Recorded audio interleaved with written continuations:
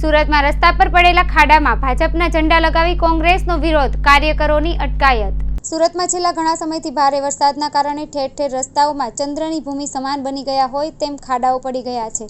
ત્યારે આ ખાડાઓમાં ભાજપના ઝંડાઓ રોપીને વિરોધ કરવામાં આવી રહ્યો છે। આજે યુથ કોંગ્રેસ દ્વારા રસ્તા પર ઉતરીને વિરોધ કરવામાં આવ્યો હતો, જેથી પોલીસે વિરોધ કરી રહેલા કોંગી કાર્યકરોની અટકાયત કરી હતી।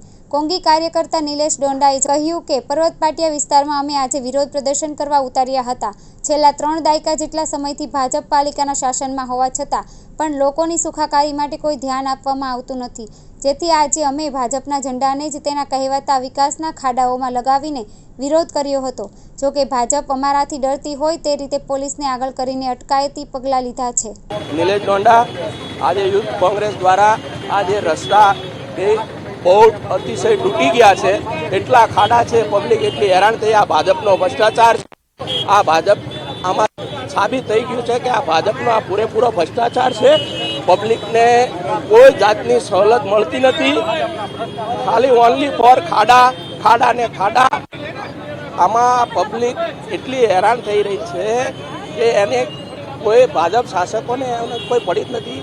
આજે અમે ભાજપના ઝંડા રોપ્યા અને ભાજપ ફૂટેલી પ્રશાસનને અમે જગાડ્યું છે।